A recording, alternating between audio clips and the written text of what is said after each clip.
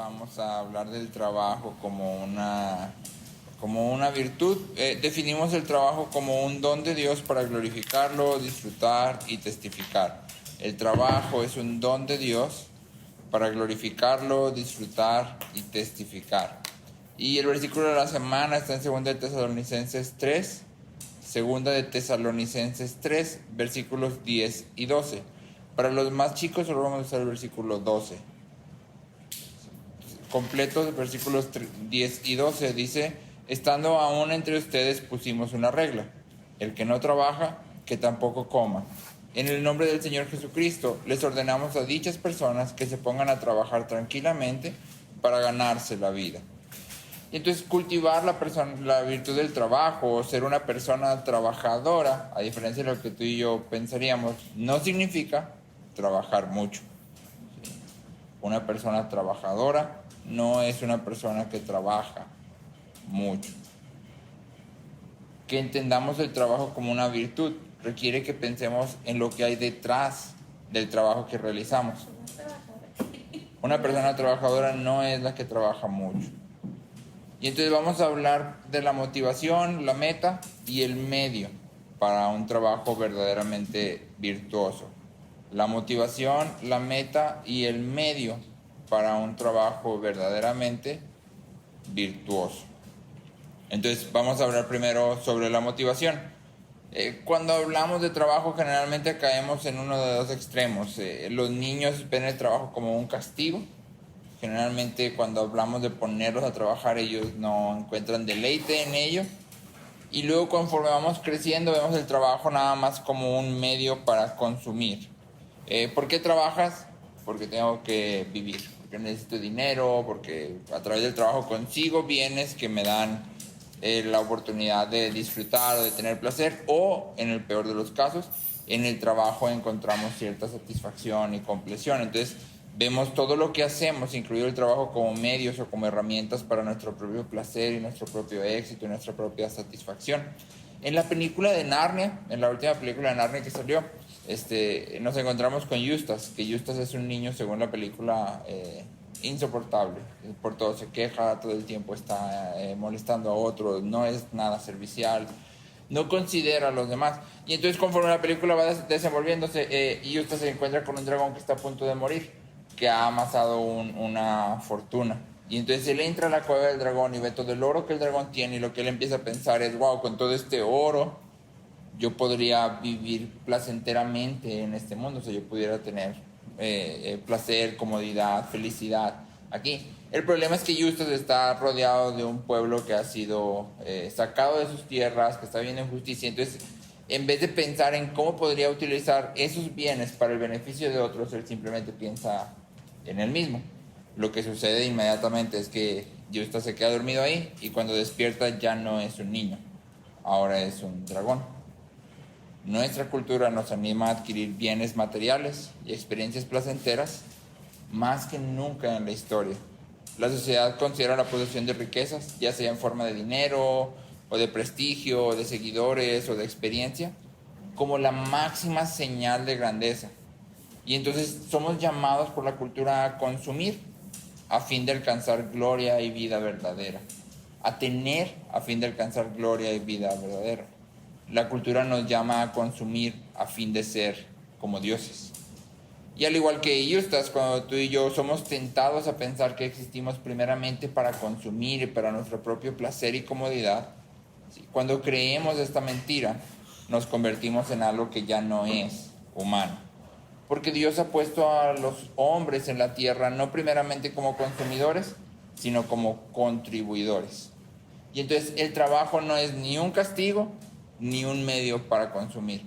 El trabajo no debería de verse como algo malo impuesto sobre mí, tampoco debería de verse simplemente como algo que hago para alcanzar otra cosa más: placer, comodidad, éxito, prestigio, gloria. El trabajo es un don de Dios dado por nosotros, dado para nosotros, para servir a otros. El trabajo es un don dado por Dios a nosotros para servir a otros. Y entonces leemos en Efesios 4:28: el que roba, no robe más, sino más bien que trabaje, haciendo con sus manos lo que es bueno, a fin de que tenga que compartir con el que tiene necesidad. Y entonces, después de haber estado hablando Pablo 3 capítulos acerca de todo lo que Dios ha hecho en Cristo a nuestro favor, en el capítulo 4 llega a esta idea de: si tú antes robabas, lo correcto ya es que dejes de robar, pero no simplemente que dejes de robar, sino que trabajes, pero no simplemente que trabajes, sino que trabajes para que des a los que tienen necesidad. Y entonces, un trabajo realmente virtuoso siempre es la respuesta de un corazón que está agradecido por la obra de Cristo. El trabajo virtuoso está motivado por el amor de Dios que ha sido revelado a nosotros. El trabajo virtuoso está motivado por el amor de Dios que ha sido revelado a nosotros.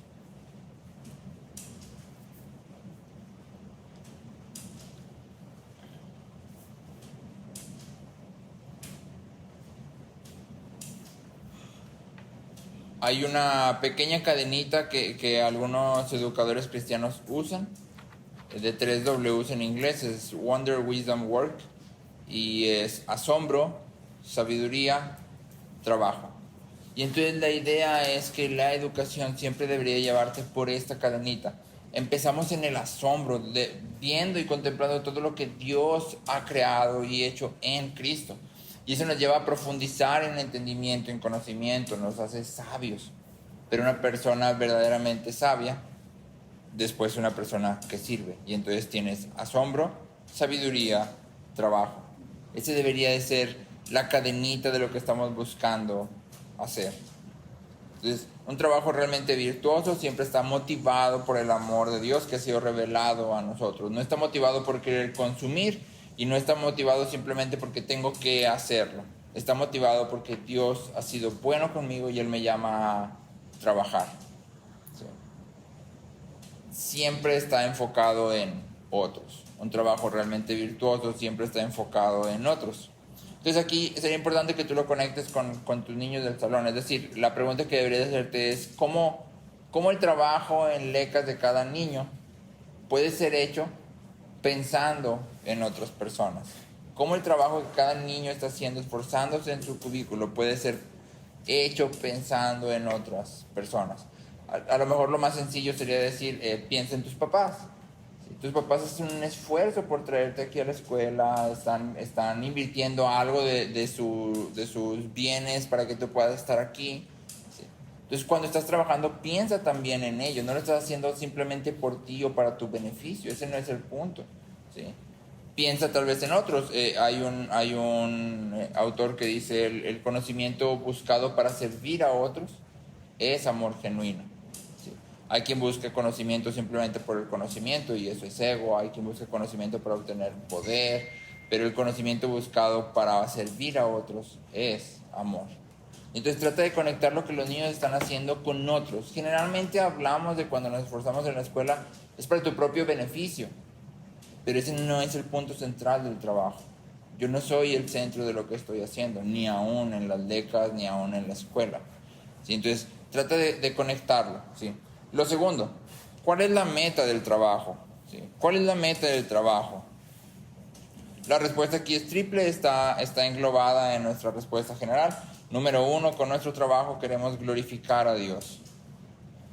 Con nuestro trabajo queremos glorificar a Dios. Ese sería lo primero y lo más importante. 1 Corintios 10:31 dice, ya sea que coman, que beban o que hagan cualquier otra cosa, háganlo todo para la gloria de Dios. Ya sea que coman, que beban o que hagan cualquier otra cosa, háganlo todo para la gloria de Dios. 10:31, 1 Corintios 10:31. ¿Recuerdas la cita que ya habíamos mencionado varias veces? No comas pie como un ateo.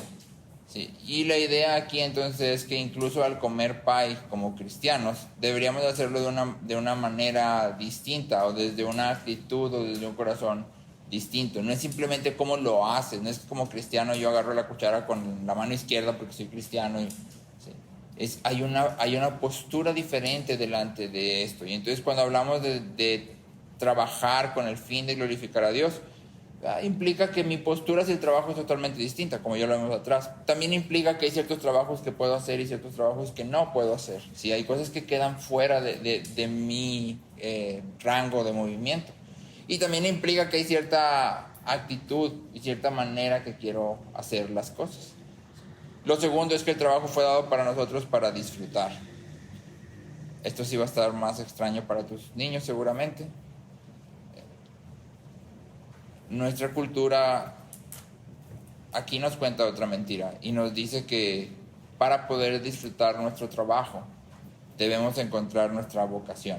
Es decir, si vas a disfrutar tu trabajo tienes que encontrar aquello que te apasiona y que te trae satisfacción y que te trae un sentido de éxito. Entonces hay miles de trabajos, pero hay solo uno en el que tú vas a sentirte wow, esto es lo que yo siempre quise hacer, y al hacer ese trabajo vas a sentirte completo, satisfecho, ¿sí? Y a esto la cultura le llama vocación. La Biblia habla totalmente distinto de la vocación. Juan el Bautista dice en Juan, nadie puede recibir nada si no le es dado por Dios.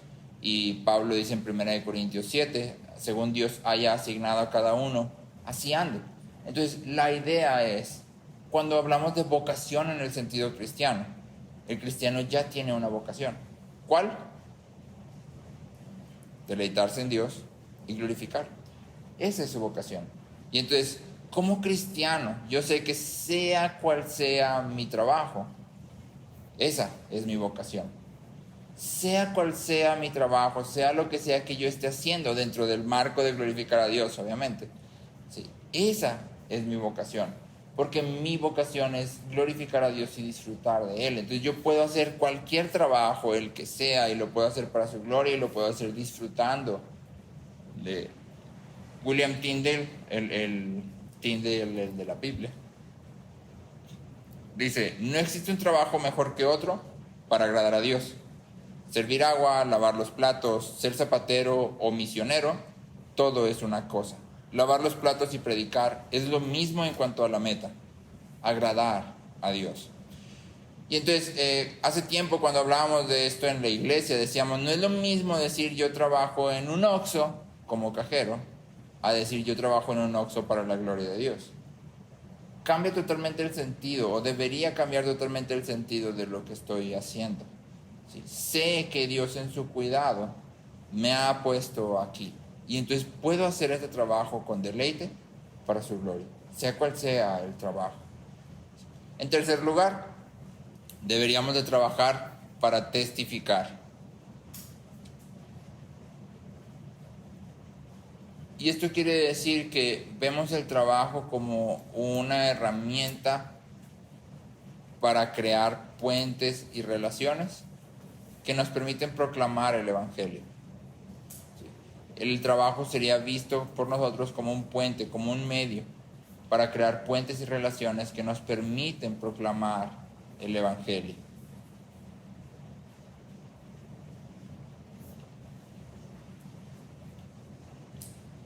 Y esto nos lleva al último punto, que es el medio.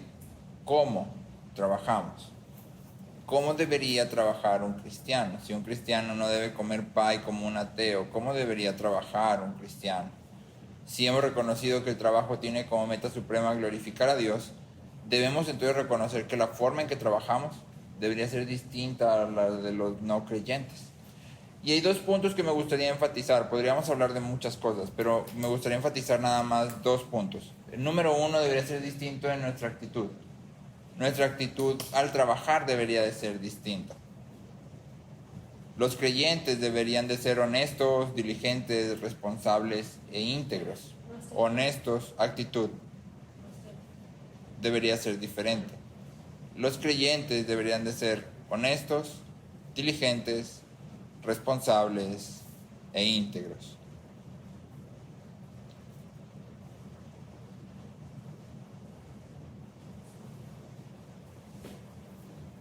Estamos hablando de cómo hacemos el trabajo. Entonces, número uno, nuestra actitud debería ser distinta. Los creyentes deberían de ser honestos, diligentes, responsables, íntegros. De manera que estemos separados del mundo y que representamos, que entendemos bien para quién finalmente trabajamos. Y el segundo punto, y este creo que es uno que se pasa más rápido para los adultos sobre todo, es el del ritmo. Nuestro ritmo de trabajo debería de ser distinto.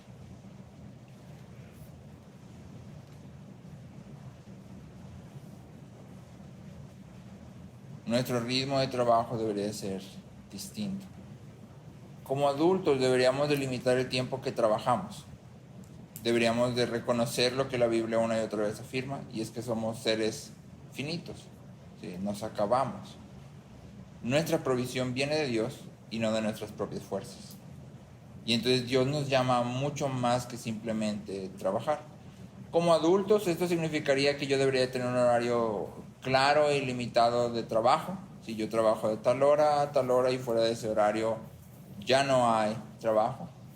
Significa, lo vamos a ver más adelante en las preguntas, que debería de tener un día de reposo, un día de descanso en el que paro las actividades del trabajo para dedicarme a otras cosas, ¿sí? Significa también que debería de soltar las cosas un poquito, es decir, reconocer que si yo el domingo no trabajo, el mundo no se va a acabar, porque el mundo no depende de mí. ¿Sí? Mi trabajo no depende de mí, aunque seas el mejor trabajador o el jefe, en realidad no depende de ti. ¿Sí? Dios sustenta todas las cosas. Sé diligente, pero reconoce que hay un ritmo que Dios ha establecido en nuestras vidas que requiere de descanso. ¿Sí? Igual para los niños esto no va a ser tan difícil. Si ellos les dices hay que descansar del trabajo, ellos no te van a decir, no, yo quiero seguir trabajando. Más grandes sí, por ejemplo en el Salón de los Robles y Comoros hay algunos que dicen, no, yo no voy a salir al break, quiero terminar esto.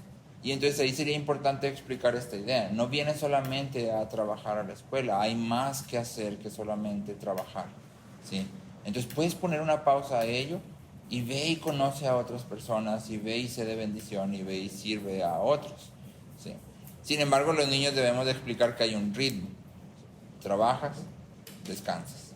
No todo puede ser descanso, no todo puede ser trabajo. Tiene que haber un ritmo que reconoce que Dios es el Señor soberano. ¿Okay? Y aquí una pregunta que es para ti, para mí, como supervisores, como papás, es ¿cómo estás trabajando? Es decir, cuando tus alumnos o tus hijos te ven, ¿a qué conclusiones llegarían ellos respecto al trabajo? ¿Qué dirían ellos del trabajo? ¿Para qué sirve? ¿Cómo se hace? ¿Cuál es la motivación para hacerlo? Aunque tú nunca hables de tu motivación para trabajar, los niños rápidamente adquieren información que tú no diste, porque son observadores y están aprendiendo de vernos. Entonces, ellos tienen una idea de por qué trabajas, aunque tú nunca la hayas hecho explícita. La pregunta es, ¿cuál es su idea de por qué trabajas? ¿Sí? Y la cuestión aquí no es de preguntarle, mijo, ¿por qué crees que trabajo? Y que te diga, ay, porque quieres dinero. Y tú le digas, no, por eso no trabajo, es que yo trabajo por... No. Si esa es la idea que él está captando, implica que esa es la idea que tú y yo estamos dando de alguna forma. Eso es lo que estamos exponiendo de alguna forma. Y entonces requeriría que hagamos ciertos cambios. ¿Sí? Entonces, en este punto, tú y yo somos los trabajadores, por así decirlo. Evalúate cómo estás trabajando, qué estás enseñando por medio de tu ejemplo más que por medio de tus palabras, y luego cuadra lo que estamos aprendiendo y lo que vas a enseñar con tus palabras con lo que estás viviendo.